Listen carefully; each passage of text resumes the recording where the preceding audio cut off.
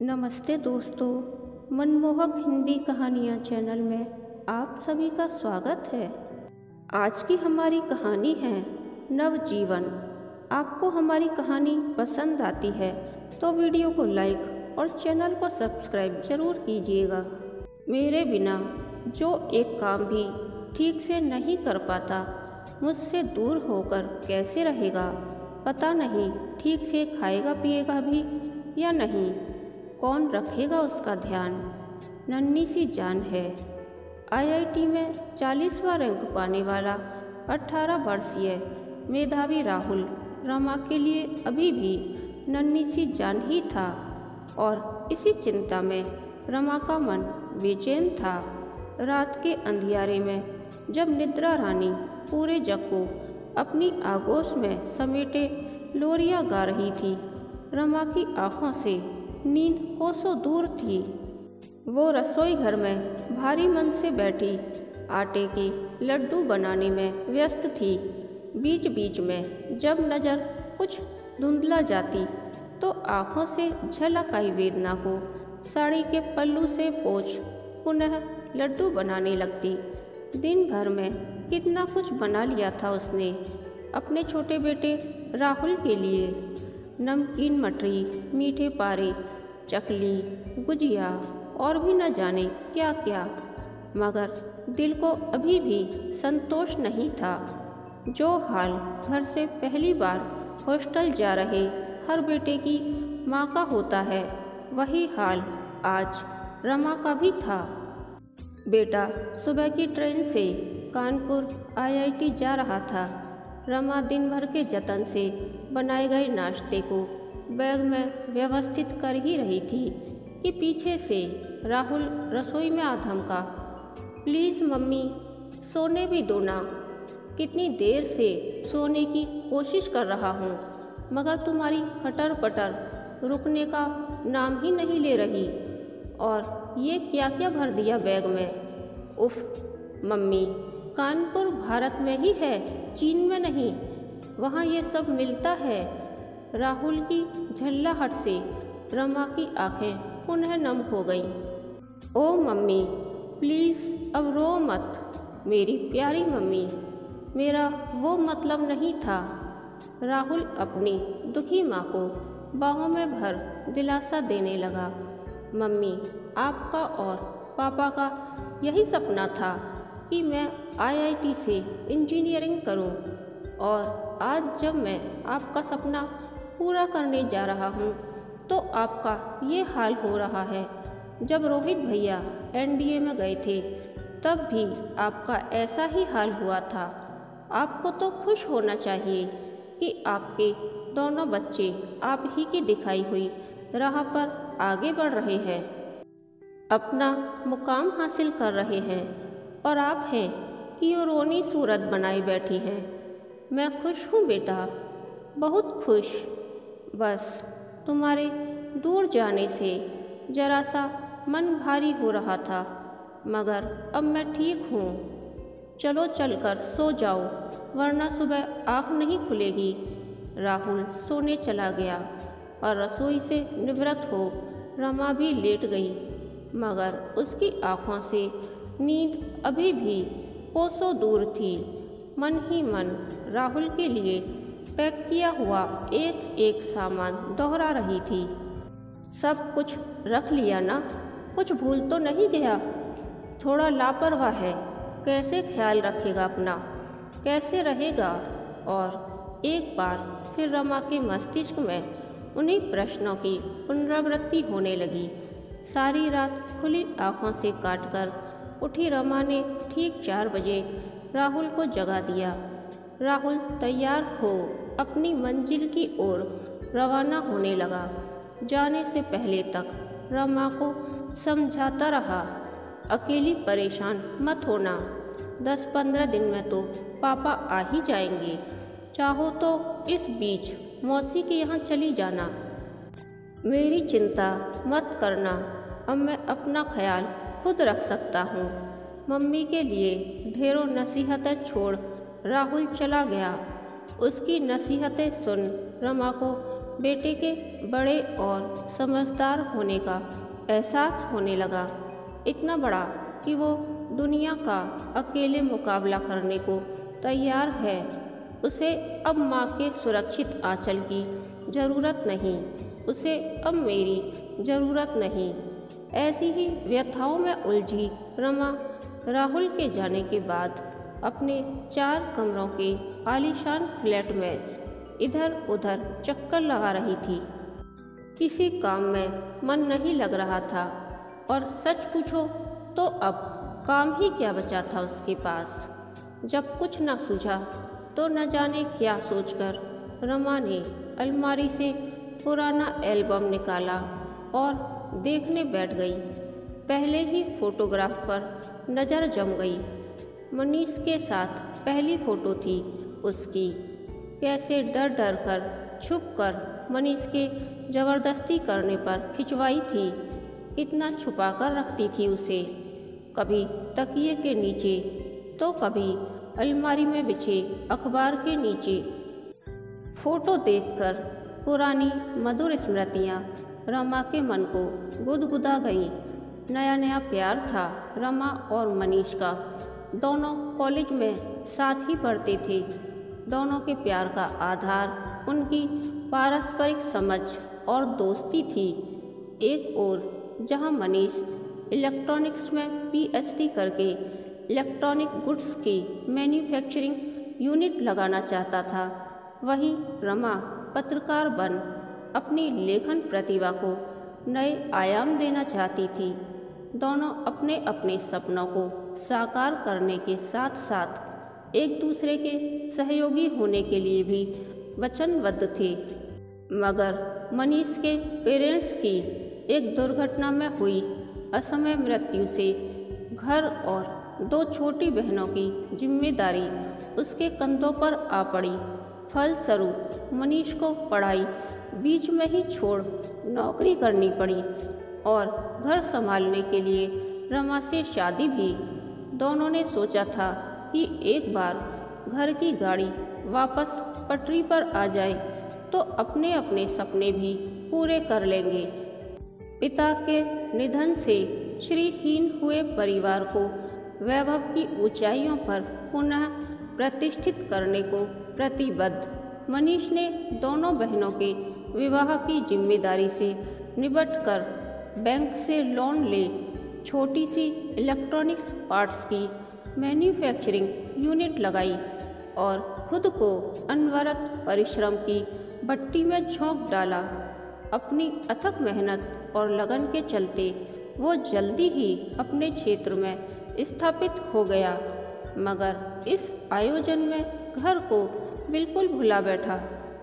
मनीष के सपने साकार होने के बाद रमा भी पत्रकारिता का कोर्स करने की सोच ही रही थी कि गर्भ में एक नवीन सृजन की आकस्मिक उत्पत्ति के बाद घर संसार की जिम्मेदारियों में कुछ ऐसी उलझी कि आज तक नहीं निकल पाई थी।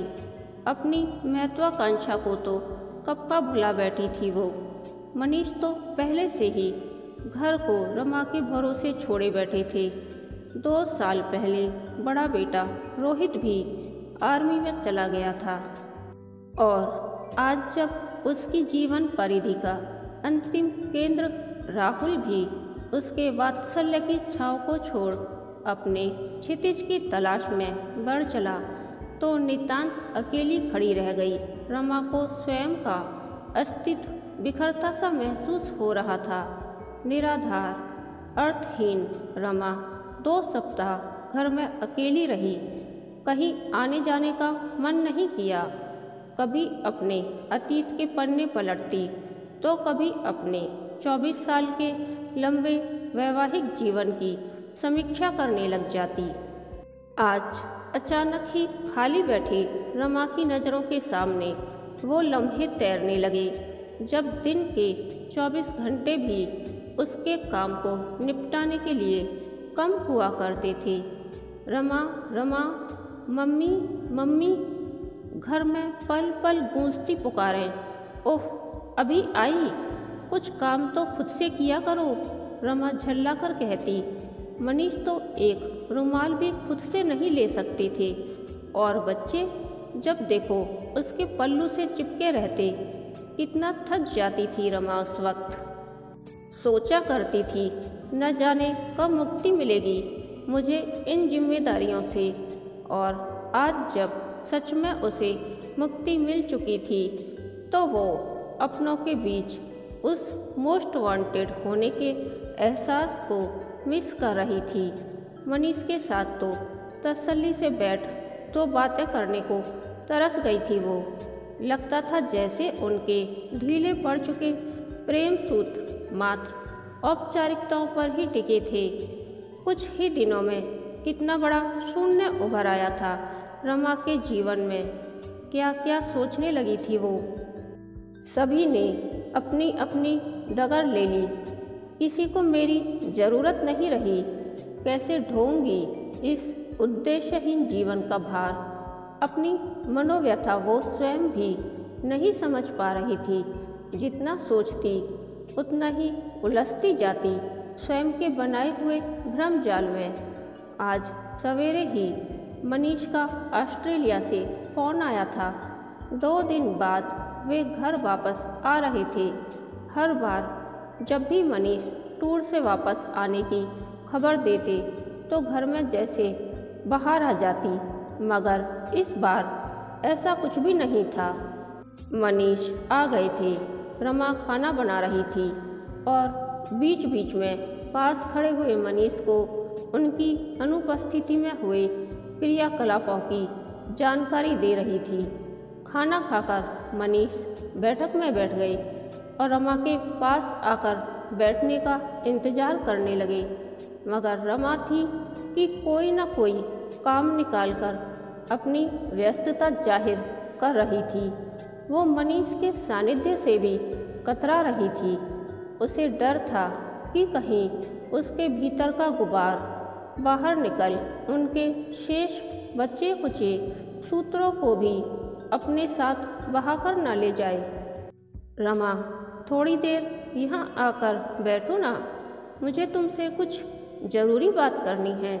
सुनकर रमा का मन स्वयं से बोल उठा, अपना काम छोड़कर कभी बैठे हो मेरे पास जो मैं बैठूं? मगर मनीष के विनम्र आग्रह को ठुकरा ना सकी और एक नियत दूरी बनाकर बैठक में बैठ गई। कहिए। उसकी शारीरिक भाषा अभी भी काम की हड़बड़ी जता रही थी। रमा, तुम खुश तो हो ना मेरे साथ? कोई शिकायत? मनीष ने रमा की आंखों में झांककर पूछा। शिकायत? रमा को लगा जैसे उसके मन का चोर आंखों के रास्ते निकल मनीष के सामने जा खड़ा हुआ। मन किया फट पड़े और बता दे कि हाँ, शिकायतें तो बहुत हैं। कितनी और कौन कौन सी ये तो वो स्वयं भी नहीं जानती, मगर कुछ बोल ना सकी। नहीं, मुझे क्या शिकायत होने लगी भला? ये भी नहीं कि मैं तुम्हें बिल्कुल समय नहीं देता। तुम अपने काम में व्यस्त रहते हो। अपना कीमती समय मेरे साथ बैठकर थोड़े ही गवाओगे। मनीष को रमा का कटाक्ष आहत कर गया। उसने आगे बढ़कर रमा के हाथों को थाम लिया। रमा, तुम्हारे साथ बिताया गया एक एक लम्हा अनमोल है मेरे लिए। कितना तरसता हूँ मैं तुम्हारे लिए, तुम्हारे साथ के लिए। ये तुम नहीं जान सकती। मुझे इस बात का एहसास है कि मैंने अपने बिजनेस के पीछे घर को और तुम्हें बिल्कुल अनदेखा कर दिया, मगर क्या करता, मैं खुद मजबूर था। मजबूर? सहसा रमा को अपने कानों पर यकीन नहीं हुआ। हाँ रमा, तुम तो जानती ही हो मम्मी पापा के अचानक चले जाने के बाद मुझ पर क्या गुजरी। उनके बिजनेस पार्टनर्स ने हमारा हिस्सा दबाकर हमें सड़क पर खड़ा कर दिया था। ऊपर से बहनों की जिम्मेदारियां, हमारा भविष्य, सब कुछ अधर में था। खैर, भगवान की कृपा से धीरे धीरे सब संभल गया, पर इन कटु अनुभवों और अभावों के चलते मन में एक तरह की इनसिक्योरिटी घर कर गई। कैसी इनसिक्योरिटी? रमा ने उत्सुकता से पूछा। लगता था कि अगर पापा की तरह मुझे भी अचानक से कुछ हो जाए तो तुम्हारा क्या होगा? बच्चों का भविष्य कैसे बनेगा? रात दिन बस यही चिंता खाई जाती थी। इसीलिए बिजनेस बढ़ाता रहा, बैंक बैलेंस बनाता रहा। मगर जब राहुल का आईआईटी में सिलेक्शन हुआ तो मैं इन इनसिक्योरिटी से उबर गया। मुझे विश्वास हो चला कि अब मेरे बच्चे इस लायक हो गए हैं कि उन्हें मेरे सहारे की, मेरी तरफ से किसी सिक्योरिटी की ज़रूरत नहीं। तो मैंने अपने बिजनेस को सीमित करने का निश्चय कर लिया। बहुत हो चुका यहाँ वहाँ भागना, रात दिन काम में पिसना। बस अब बाकी की ज़िंदगी तुम्हारे साथ सुकून से गुजारना चाहता हूँ और तुम्हारी लेखन प्रतिभा को निखरते हुए, आगे बढ़ते हुए देखना चाहता हूँ। ये आप क्या कह रहे हैं? मैं और लेखन प्रतिभा? वो सब तो अतीत की बातें हैं। नहीं रमा, प्रतिभा कभी नहीं मरती।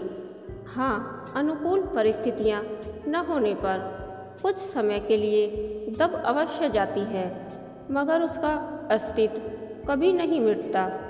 तुम्हारे सहयोग और कर्तव्य निष्ठा से हम सभी के सपने पूरे हो गए, मगर तुम वहीं की वहीं रह गईं और तुम्हें इसकी कोई शिकायत भी नहीं।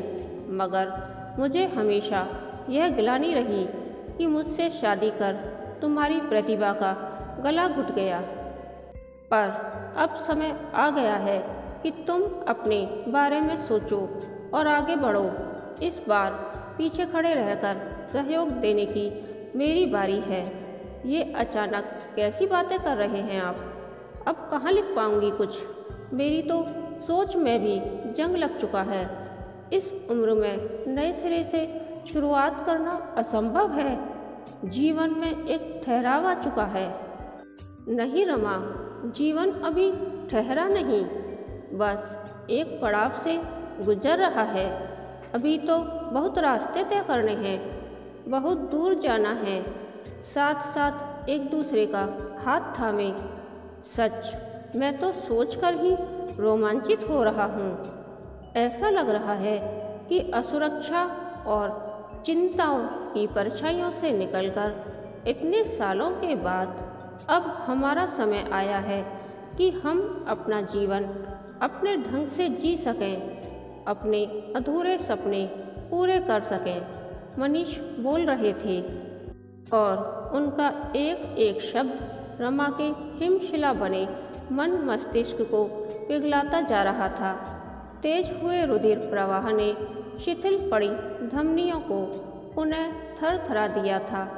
मन के समस्त पूर्वाग्रह तो न जाने कहाँ हवा चले थे और 24 साल पुराने जीवन में कुछ कर गुजरने के तूफानी उद्वेग उनकी जगह लेते जा रहे थे। 2 दिन बाद राहुल का फ़ोन आया। मम्मी, आप जर्नलिज्म का कोर्स कर रही हैं? आपने कभी बताया नहीं कि आप लिखती भी हैं। वो तो पापा ने बताया। Mummy, keep it up. मुझे आप पर गर्व है। आप अपनी हम उम्र औरतों के लिए एक मिसाल हैं। Mummy, best of luck. Rama बेटे की शुभकामनाओं से भावविह्वल हो रही थी। वहीं थोड़ी दूर खड़े मनीष रमा के चेहरे पर लौट आई बरसों पुरानी चमक निहार रहे थे। एक पड़ाव पर कुछ देर ठहर रमा का जीवन नए कुलांचे भरने को तैयार था। कहानी के अंत तक बने रहने के लिए धन्यवाद। यह कहानी आपको कैसी लगी प्लीज़ कमेंट करके बताइए।